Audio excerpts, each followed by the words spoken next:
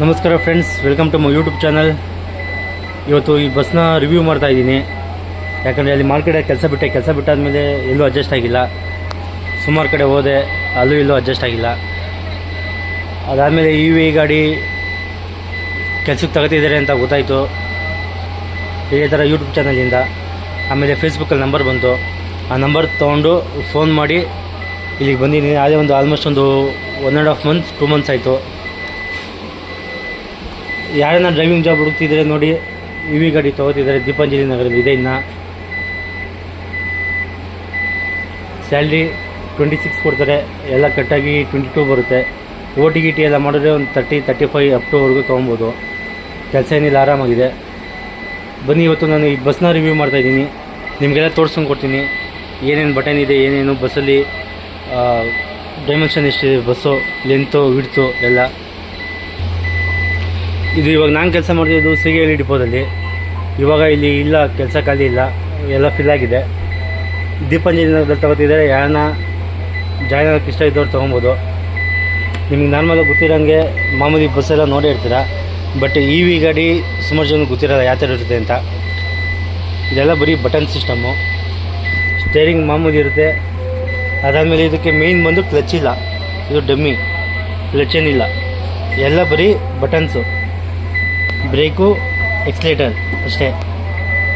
ಅದಾದಮೇಲೆ ಇದು ಬಂದು ನ್ಯೂಟ್ರಲ್ಲು, ಡ್ರೈವಿಂಗು, ರಿವರ್ಸು, 3 ಬಟನ್ನು. ಇದು ಡೋರ್ ಓಪನ್ನು.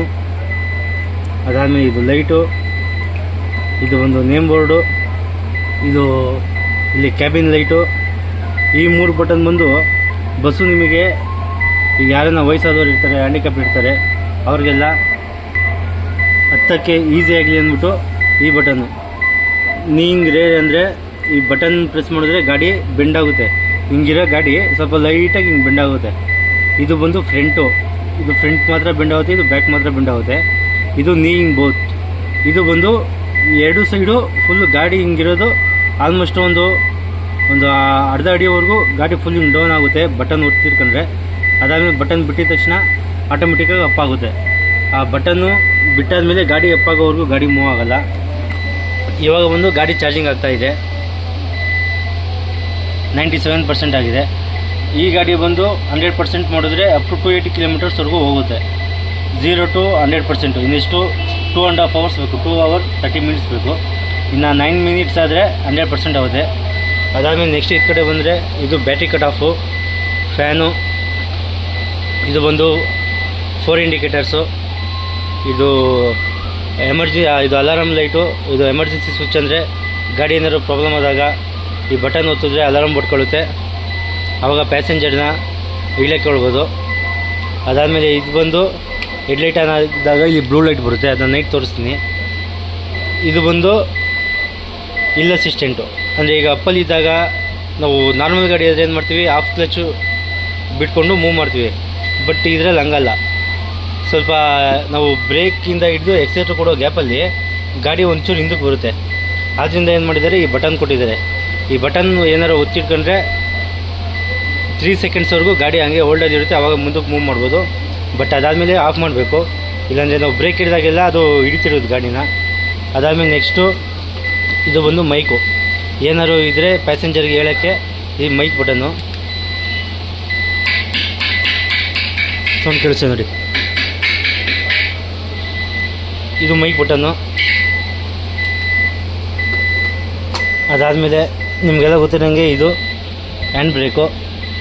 ಆಮೇಲೆ 2 ಚಾರ್ಜರ್ ಫೋಟೋ ಕೊಟ್ಟಿದ್ದಾರೆ, ಒಂದು 1A, ಒಂದು 2.1A.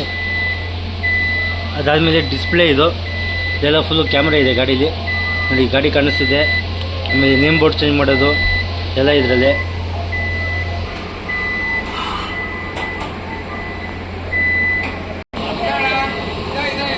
ಇದು ನೋಡಿ, ಔಟ್ಲುಕ್ ಈ ಥರ ಕಾಣಿಸುತ್ತೆ ಗಾಡಿದು ಫುಲ್ಲು, ನೋಡಿರ್ತೀರ ಎಲ್ಲರೂ.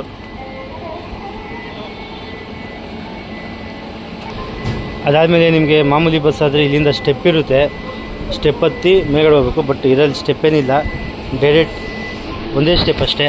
ಅದಾದಮೇಲೆ ಸೀದಾ ಬಂದರೆ ಫ್ಲ್ಯಾಟು. ಇದೆಲ್ಲ ಲೇಡೀಸ್ ಸೀಟು, ಲೇಡೀಸ್ ಸೀಟ್ವರೆಗೂ ಫ್ಲ್ಯಾಟ್ ಇದೆ. ಅದಾದಮೇಲೆ ಜೆಂಟ್ಸ್ ಸೀಟಿಗೆ ಸ್ಟೆಪ್ ಕೊಟ್ಟಿದ್ದಾರೆ. ಇದು ಬಂದು ಯಾರನ್ನ ಹ್ಯಾಂಡಿಕ್ಯಾಪ್ ಇದ್ದರೆ ಅದು ಗಾಡಿ ಇರುತ್ತಲ್ಲ, ಇದನ್ನ ಬೆಂಡ್ ಮಾಡಿ ಅಲ್ಲಿ ಹಾಕಿ ಆ ಗಾಡಿಯಿಂದ ಹತ್ತಿಸ್ಕೊಬೋದು.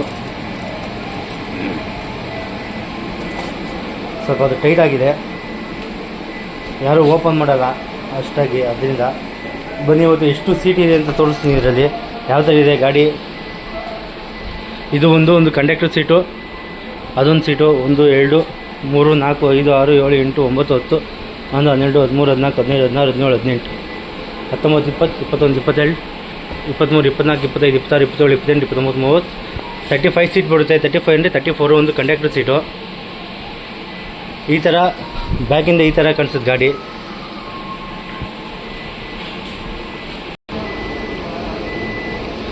ಈ ಟೈರ್ ಬಂದು C8 tyre, 295/80 bar 80 R22.5 C8.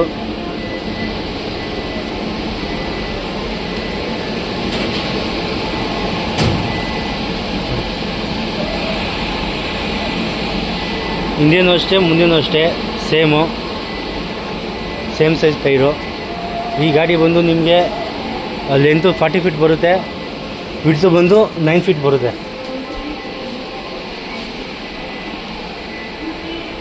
ಇವಾಗ ಸದ್ಯಕ್ಕೆ ಚಾರ್ಜಿಂಗ್ ಆಗಿದೆ ಗಾಡಿ. ನೆಕ್ಸ್ಟ್ ಇವಾಗ ವಾಷಿಂಗ್ ತಗೊಂಡೋಗ್ಬೇಕು. ವಾಷಿಂಗ್ ತಗೊಂಡೋರು ಇದ್ದಾರೆ. ಸದ್ಯಕ್ಕೆ ಈ ವಿಡಿಯೋನ ಇಲ್ಲಿಗೆ ಎಂಡ್ ಮಾಡ್ತೀನಿ.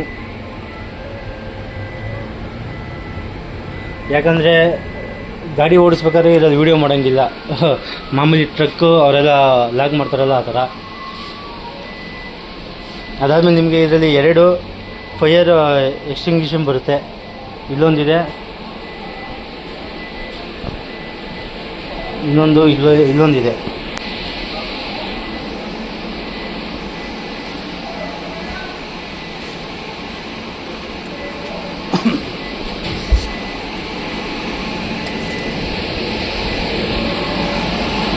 ಇದೆಲ್ಲ ಚಾರ್ಜಿಂಗ್ ಪಾಯಿಂಟು. ಇದೆಲ್ಲ ಇನ್ನೊಂದು ದಿನ ರಿವ್ಯೂ ಮಾಡ್ತೀನಿ.